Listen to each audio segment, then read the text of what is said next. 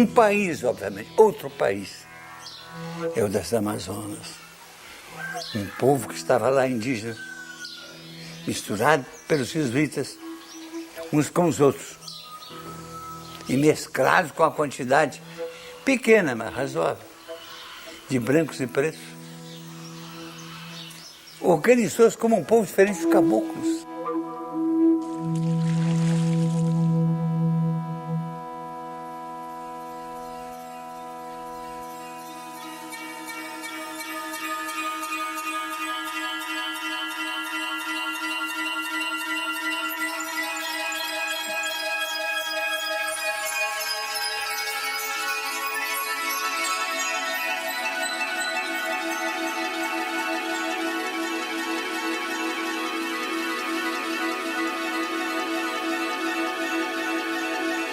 A Amazônia é uma beleza incomparável. Só nós temos. Nós e alguns países vizinhos. É aquela extensão imensa. É o que eu chamo de jardim da terra.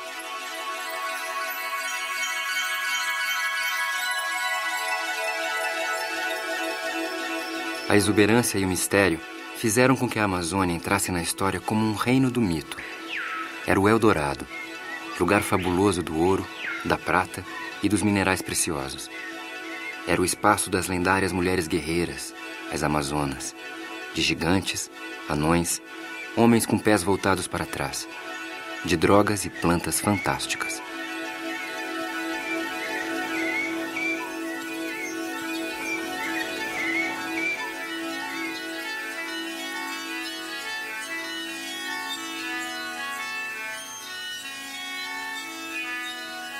Se eu tivesse que dizer alguma das coisas que eu penso sobre o meu país, eu começaria por dizer que ele ainda tem raízes pré-históricas, lá no noroeste da Amazônia, nos Yanomamis, e tem regiões autodesenvolvidas que copiam os esquemas das infraestruturas modernizantes da ocidentalidade. E também eu diria que, em termos de futuro, ele tem os recursos hídricos mais importantes do mundo. Tem os rios negros, tem os rios brancos, tem os rios verdáceos. Milagrosamente, em função do tipo de ocupação antigo que predominou desde 1850 aproximadamente até 1920, a região amazônica restou como o maior domínio de natureza tropical, com florestas biodiversas de toda a face da Terra.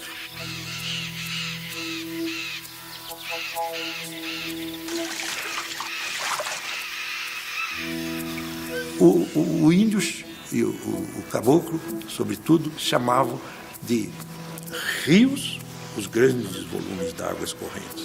Riozinhos, alguns afluentes mais estreitos, mas em que a luminosidade chegava até a água. E aqueles riachos que percolam as florestas e às vezes até são escondidos pelas copas das árvores e que servem de trânsito para canoas, o índio desde cedo chamou de Igarapé, ou seja, o caminho da canoa. Acho lindo isso.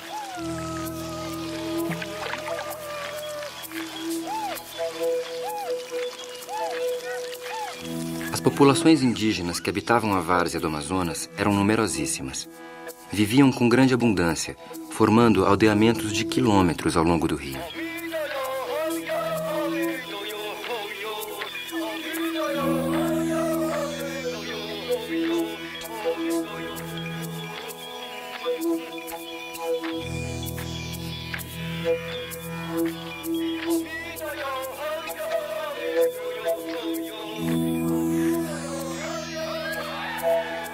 Todo o esplendor desaparece em bem menos de um século. Os europeus, quando se expandiram como uma praga que matava, que dilacerava, que esfacelava e, sobretudo, que apodrecia, porque levava no corpo suas porcarias, suas pestes, como sarampo, bexiga, cárie dentária que esses povos não tinham, cachumba, tanta doença a mais, gripe. E cada uma dessas doenças matava um grande número de pessoas.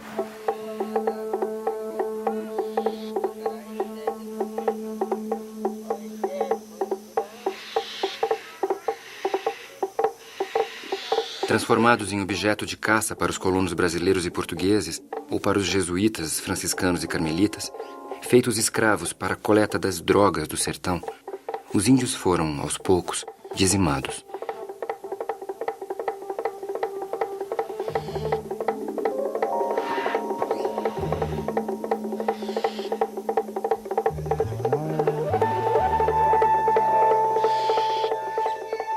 E toda aquela gente se acabou, ou nós a acabamos. Em pouco mais de 30 anos, eram mortos dos ditos índios mais de 2 milhões. Ao longo de 5 séculos, no Brasil caboclo surgiu e se multiplicou uma vasta população de gentes destribalizadas, deculturadas e mestiçadas, que é o fruto e a vítima principal da invasão europeia. Somam hoje mais de 3 milhões aqueles que conservam sua cultura adaptativa original de povos da floresta. No curso de um processo de transfiguração étnica, eles se converteram em índios genéricos, sem língua nem cultura próprias e sem identidade cultural específica. A eles se juntaram mais tarde grandes massas de mestiços, gestados por brancos e mulheres indígenas, que também não sendo índios, nem chegando a serem europeus e falando tupi, se dissolveram na condição de caboclos.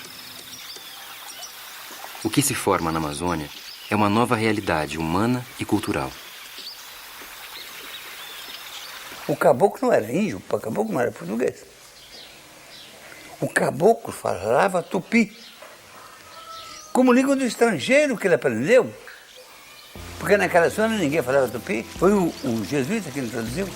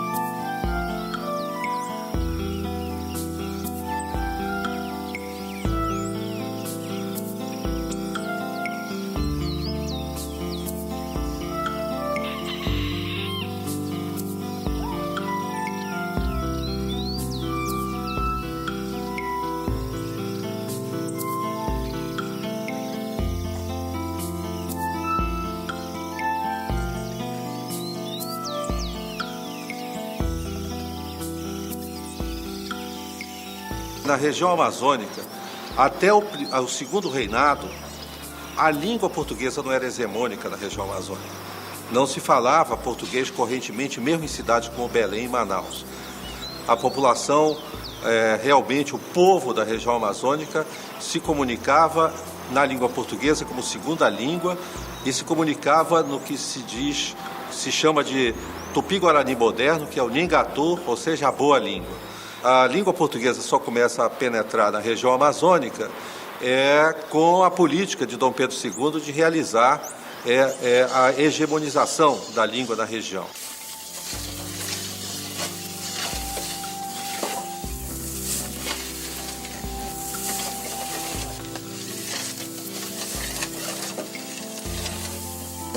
A característica básica do Brasil caboclo é o primitivismo de sua tecnologia adaptativa, essencialmente indígena, conservada e transmitida através de séculos, sem grandes alterações.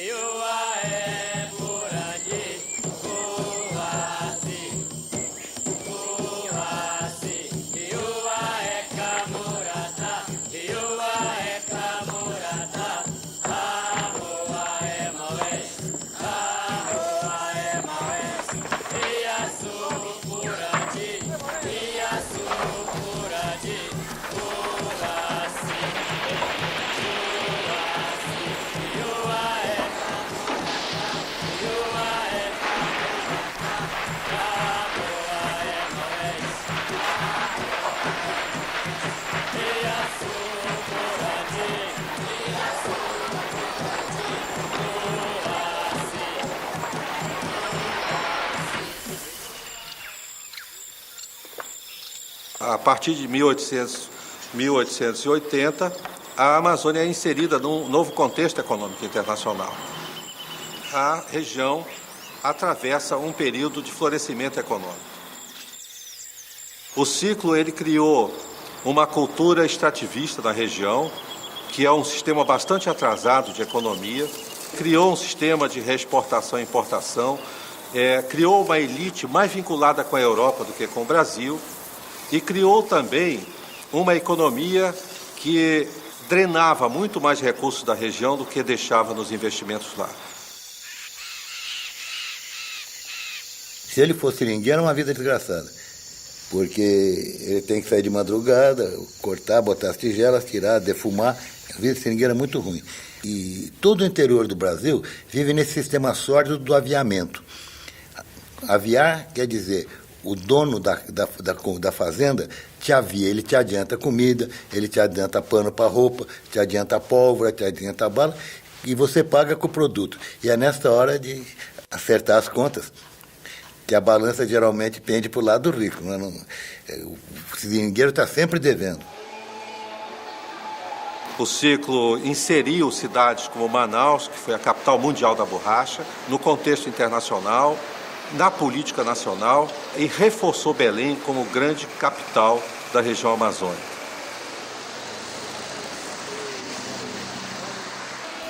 A Amazônia foi ocupada no fim do século XIX e começo do século XX por cearenses. Você olha o caboclo amazônico, aquele caboclo que flecha, que anda de arpão, que rema canoa, você pensa que ele é descendente de índio, ele é descendente de índio cearense, ele é descendente de índio cariri.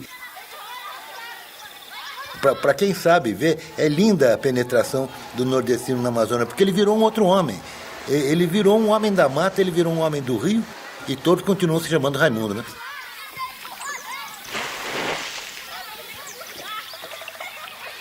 Logo que acabou a Primeira Guerra Mundial, o que se viu na região foi a debandada completa. Famílias inteiras embarcaram de Manaus escapando, empresários se suicidaram, casas começaram a ruir, palacetes invadidos pela selva a partir daí. E a região entrou num marasmo e numa crise tão profunda que a cidade de Manaus, que foi uma das primeiras cidades da América do Sul a ter telefone, luz elétrica, bondes, sistema de bondes, em 1955 não tinha mais sequer luz elétrica.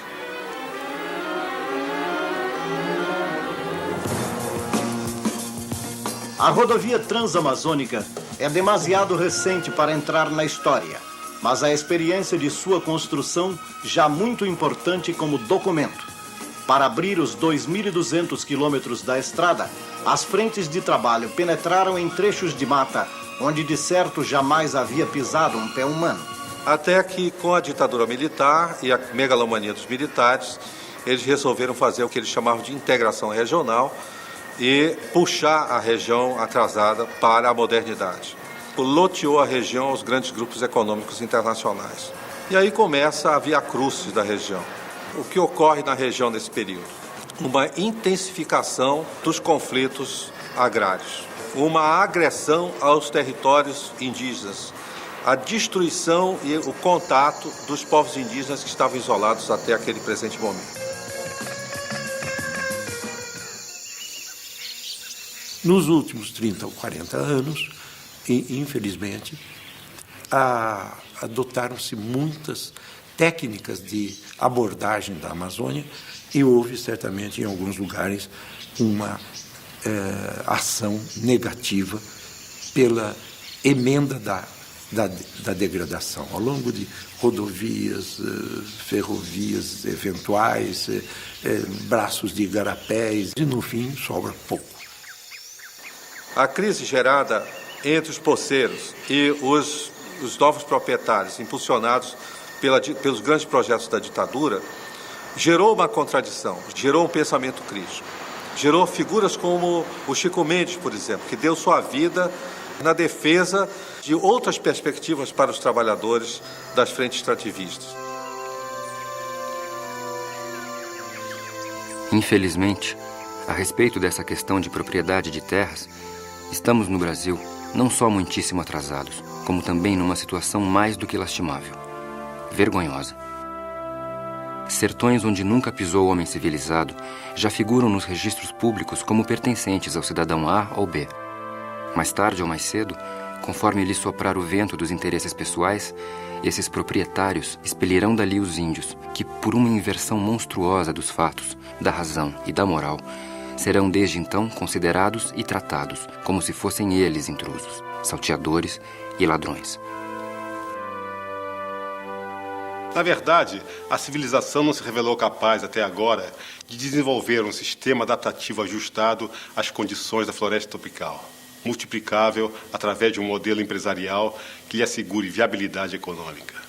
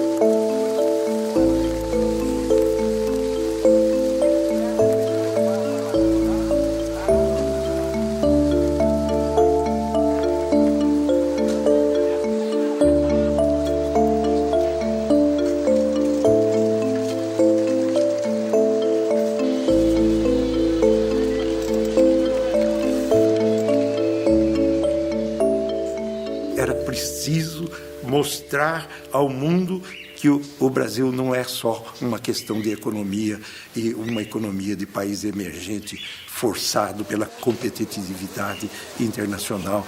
Aqui o problema é diferente. Nós vamos do índio que ainda está com coleta e caça dentro da floresta e que nós temos que proteger, exigindo medidas especiais para que as pessoas que saiam desses ambientes pré-históricos e entrem em contato com os homens da pseudo-civilização, para que essas pessoas, quando se adentrem no outro Brasil, o Brasil herdado da colonização, elas não sejam reduzidas a uma extrema pobreza e a uma posição muito difícil dentro das sociedades ditas modernas.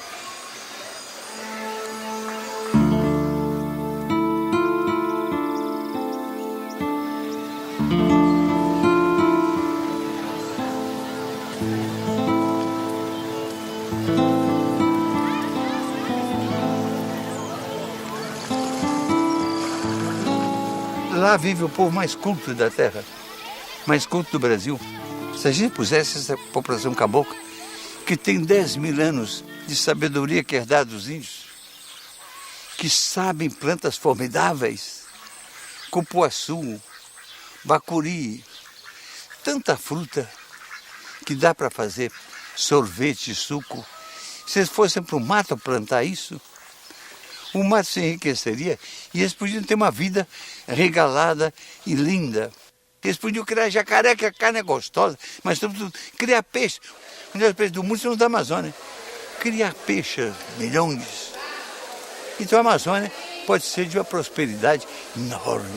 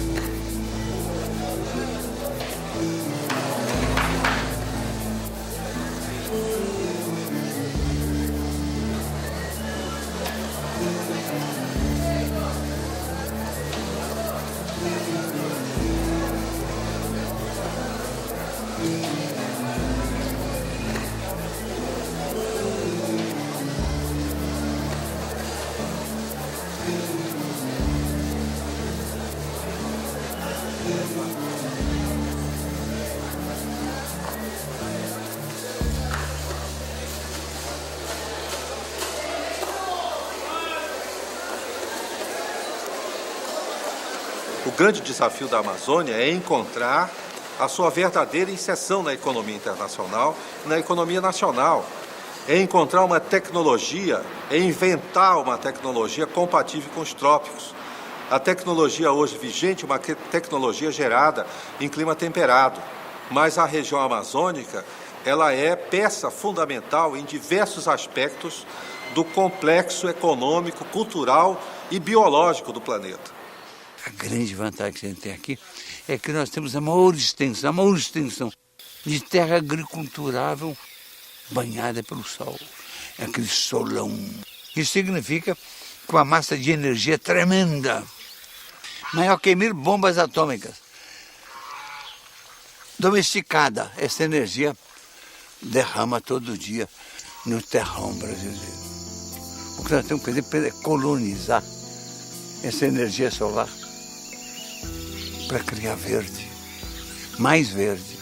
Não há país que tenha um agual como o agual. Rios, os maiores rios do mundo, os mais caudalosos, os mais compridos. É muita água que tem no Brasil.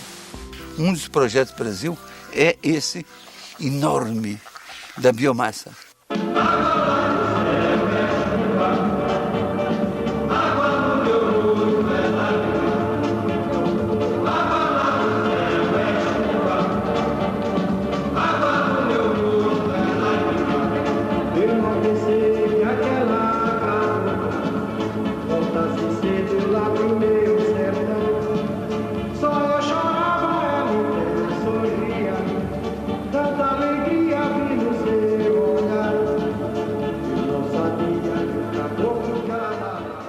Vocês já imaginaram que o lugar mais rico, além do mais bonito da Terra, é a Amazônia?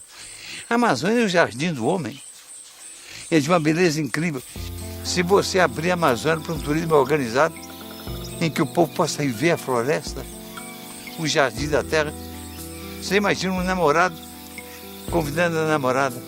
Meu bem, me dá a mão. Vamos ficar pelados e entrar na floresta? Porque a floresta eu vivi lá há 10 anos. Eu sei que a floresta é uma beleza.